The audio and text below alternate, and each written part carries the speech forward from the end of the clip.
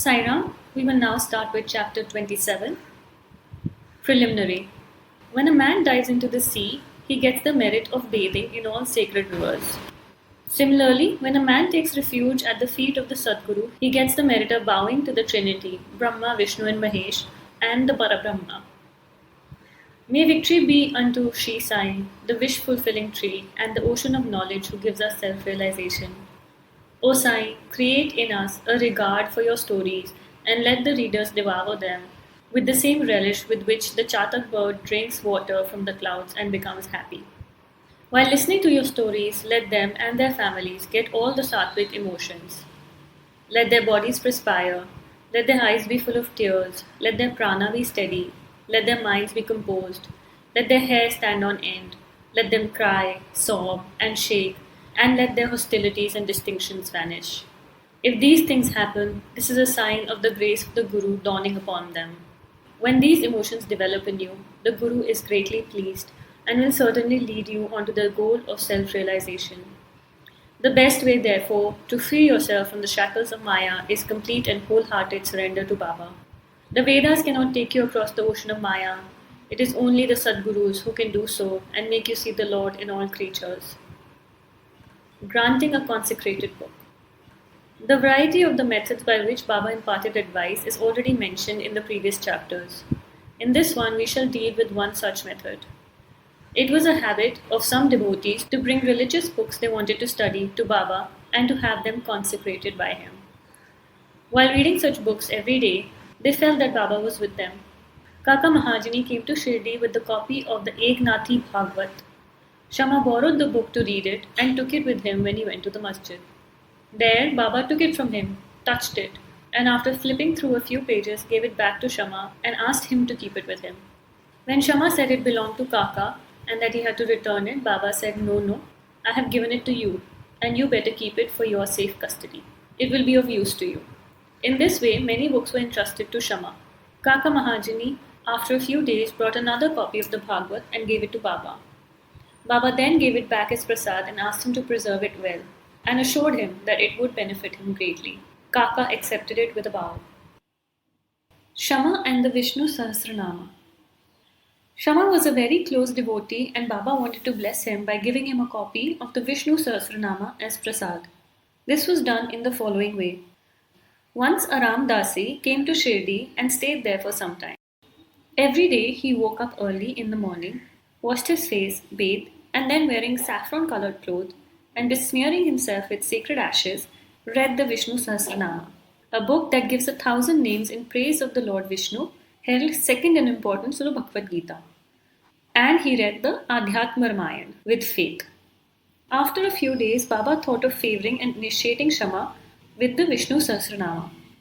He therefore called the Ramdasi and said to him that he was suffering from intense stomach pain and that unless he took Sena pods, the pain would not come to an end. And thus he requested the Ramdasi to go to the bazaar and bring the drug. The Ramdasi closed his book and went to the bazaar. Baba descended from his seat, came to where the Ramdasi had been sitting and took the copy of the Vishnu Sahasranama. Then he returned to his seat and said to Shama, O Shama, this book is very valuable and efficacious. So I present it to you. You must read it. I once suffered intensely and my heart began to palpitate and my life was in danger. At that critical time, I hugged this book close to my heart and then what relief it gave me. I thought that Allah Himself had come down and saved me. So I give this to you. Read it slowly and read one name at least daily and it will do you good.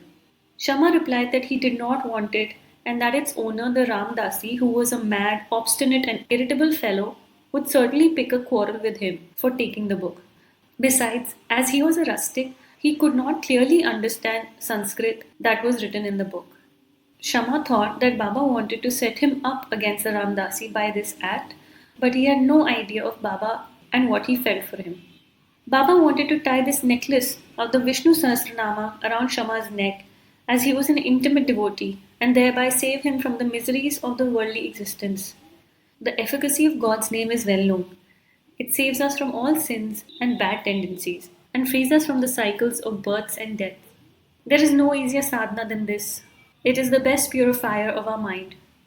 It requires no paraphernalia and no restrictions. It is so easy and effective. Baba wanted Shama to practice this sadhana, so Baba forced it on him. It is believed that long ago, Eknath Maharaj similarly forced the Vishnu Sahasranama on a poor Brahmin neighbor and thus saved him. The reading and study of this Vishnu Sahasranama is a broad and open way of purifying the mind, and hence Baba thrust this on his Shama. The Ramdasi soon returned with the Senapods. Anna Chinchanikar, who was then present and wanted to play the part of Narad, informed the Ramdasi of what had happened. The Ramdasi flared up. He came down on Shama with all his fury. He said that it was Shama who had asked Baba to send him away under the pretext of a stomachache and thus took the book.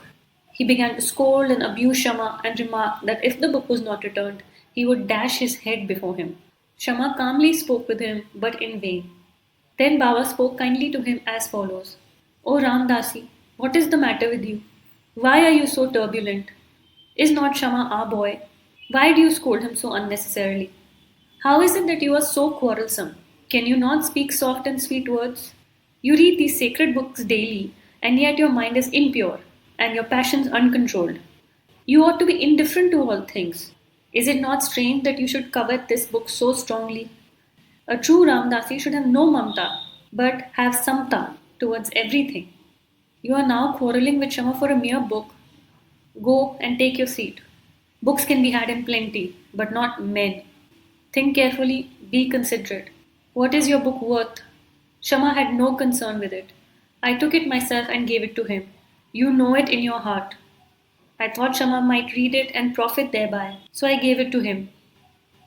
How sweet were Baba's words, soft, tender, nectar-like. Their effect was wonderful. The Ramdasi calmed down and said to Shama that he would take the Panchratni Gita in return. Shama was very pleased and said, Why one? I shall give you 10 copies in return. So the matter was ultimately settled. The question under consideration is, why should the Ramdasi press for the Panchratni Gita, the god in which he never cared to know?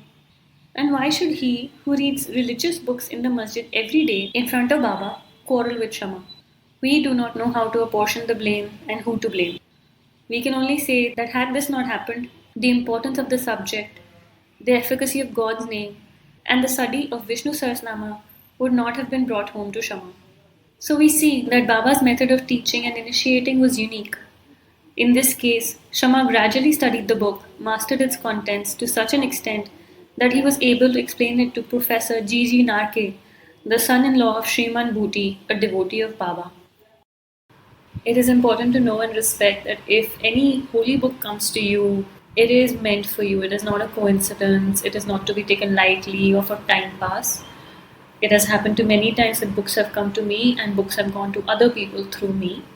And we should connect with our Sadguru to see if we should give it forward to somebody, if we should return it, keep it. They will guide us clearly in this matter. These books are not novels. They are not for entertainment or manoranjan. It is important to recognize that these are holy texts. They are granths. Let us treat them as such. Baba tells Shama to read the Vishnu Sahasranama slowly. These books are not to be read like a novel at one go so that you can feel like, oh, you finished it so fast. The point is to absorb the lessons, and slowly but surely is how that is done. Even though we are all in a rush at times nowadays, even in spiritual matters, even in the goal to seek moksha and freedom from the Kal Chakra, the cycle of life and death, Baba advises to take things slowly. His basic philosophy is Shraddha and Saburi, which means faith and patience. Let us have faith that with the right karma and Guru's grace, the fruits will come in the right season. Jai Sai Ram.